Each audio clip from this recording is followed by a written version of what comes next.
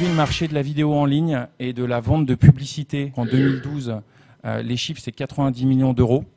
Donc sur 680 millions d'euros en display.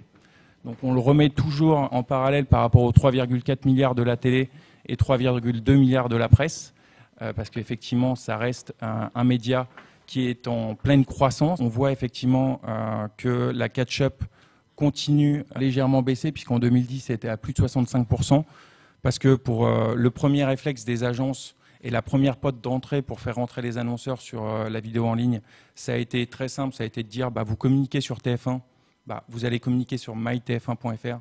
Effectivement, c'est intelligible pour les annonceurs. Donc la question, c'est un peu que se passe-t-il sur Vine et Instagram, hein. C'est une question qui est très bête, hein. En fait, quand on regarde Vine comparé à YouTube, il n'y a rien, hein. On va sur le site web, il n'y a rien. De la même façon, si tu vas sur Instagram, il n'y a rien du tout non plus. Donc c'est quand même des supports qui sont assez complexes à aborder pour savoir ce qui s'y passe en temps réel. Même YouTube, même Dailymotion, on voit des flux, etc. Quand on va dans son appli après avoir téléchargé, on met le hashtag de la soirée, on tombe sur des choses très très bizarres. Dans le social media, en fait, on a une vraie solution. Quand on ne sait pas comment faire, etc., on se dit on va pas essayer de tout voir et puis on va voir ce qui est public. Et qu'est-ce qui est public? C'est ce qui se passe sur Twitter. C'est simple, on va dire que c'est la réalité. On regarde juste ce qui se passe sur Twitter. C'est qu'une petite partie émergée de l'iceberg. Donc tout ce que vous allez entendre, c'est pas le gros de Vine et Instagram de ce qui se passe. C'est la toute petite chose sur Twitter. Ces vidéos, si on veut pouvoir les monétiser, si on veut pouvoir demain en faire des cash machines, il faut qu'elles créent de la vue. Alors comme vous le savez, sur Vine et Instagram, il n'y a pas de compteur de vues comparé à Dailymotion ou YouTube, etc. Donc il n'y a pas de course à l'audience. Par contre, il y a tous les indicateurs de partage qui sont ces métriques du monde social et qui finalement intéressent aussi bien les annonceurs aujourd'hui, parce qu'elle révèle en fait l'engagement des gens par rapport au contenu, c'est-à-dire la volonté de partager. Et aujourd'hui, vous savez que les marques, derrière la course aux fans, derrière la course aux likes, aux comments et shares, c'est pas tant en fait l'audience que ça leur apporte, mais ça mesure en fait le taux d'engagement qu'elles ont par rapport à la visibilité, en fait l'appétence et la volonté des gens de le transmettre. Quand on regarde un peu les taux d'engagement, qu'est-ce qui se passe en moyenne ? C'est que les vidéos d'Instagram sont plus partagées, elles sont moins nombreuses, mais en moyenne, elles sont beaucoup plus partagées en fait que les vidéos Vine. Et là, on commence à voir se dessiner un peu deux écosystèmes quand on les connaît d'un peu plus près, c'est-à-dire Vine très Twitter et mobile centré, et Instagram ouvert vers ce réseau Facebook qui a beaucoup plus de tentacules et beaucoup plus d'opportunités en fait d'engagement, qui compense en fait aujourd'hui l'adoption par en fait un plus fort taux de viralité. Sur Instagram, on a la possibilité d'uploader des vidéos et pas seulement de les prendre et de les partager. Et c'est vrai que du coup, ça permet à des grosses marques ou à des gens qui ont beaucoup d'audience de prendre le risque de partager une photo. C'est vrai qu'aujourd'hui, quand on est Coca-Cola, c'est un peu compliqué d'uploader une photo sur Vine parce que s'il y a un raté, c'est pas tellement pro, ça correspond pas forcément aux guidelines de la marque. Alors que sur Instagram, on a le temps de retravailler la vidéo, de la préparer, de prévoir le moment où on va la poster. Donc il y a un travail en amont qui est fait et qui est beaucoup plus gros. En 2006, je découvre donc, comme beaucoup de Français, YouTube qui arrive en France, qui débarque chez nous. Et j'ai pu uploader pas mal de vidéos que j'avais déjà faites auparavant. Et là, j'ai pu voir que l'audience que j'avais, c'était pas forcément les potes, c'était un peu plus élargi. J'ai découvert aussi en même temps un phénomène qui arrivait et qui va expliquer pourquoi je suis devenu partenaire quelque part. C'est ce phénomène qu'aujourd'hui on appelle le lolcat.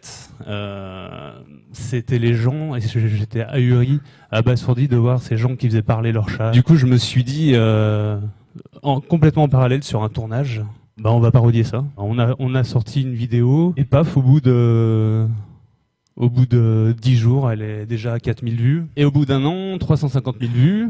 Alors ça, c'est énorme. Et là, j'ai dépassé 1 million de vues avec un chat que je parodie. Donc, j'ai vu un formulaire YouTube disant vous pouvez monétiser vos vidéos, vous pouvez devenir partenaire. Je l'ai rempli, ça a été accepté, je suis devenu partenaire. J'ai pu monétiser cette vidéo plus celle que j'avais déjà fait auparavant. 15 secondes, c'est vrai que c'est le format de publicité standard aux États-Unis.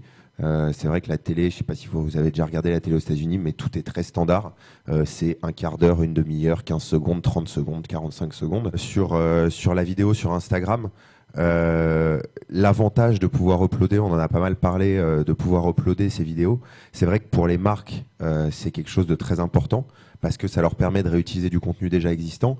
Donc ça leur permet de pas avoir des problématiques de créativité, de production de contenu. Et c'est vrai que Instagram aujourd'hui, on se rend compte pour certaines marques que c'est une vraie cash machine et que si on compare le coût d'un community manager qui peut poster 2 vidéos par jour, qui vont faire un nombre d'impressions énorme au coût qu'on aurait payé en publicité, en pré-roll ou ce genre de choses. On a d'abord commencé par faire une expérience et à tester effectivement en termes de contenu, qu'est-ce qu'on pouvait développer. Évidemment, l'intérêt du contenu, c'est qu'ensuite derrière, il y a une audience derrière.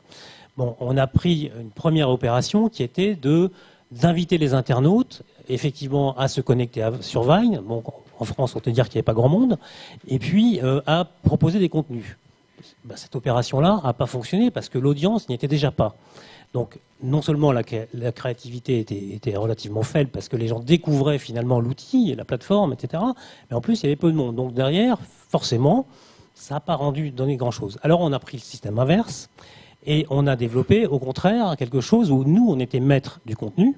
On allait fabriquer un contenu de qualité pour Vine, donc des vidéos courtes, format court, particulières. Et au contraire, on allait interpeller la communauté large des tweetos en leur demandant d'intervenir par rapport à ces contenus. Donc on a joué, à la fois on a sécurisé la qualité et en même temps on a joué sur l'interactivité et le côté chaud et instantané qu'il y a évidemment sur des réseaux et en particulier comme un réseau comme Twitter. Twitter n'a pas racheté Vine pour rien et Facebook n'a pas racheté Instagram parce qu'il y a quand même fallu un déclencheur qui était un Promoted Trend, qui est un format vendu par Twitter pour faire sortir des murs de Vine ou faire sortir des millions de vidéos Vine qui sont aujourd'hui postées par mois.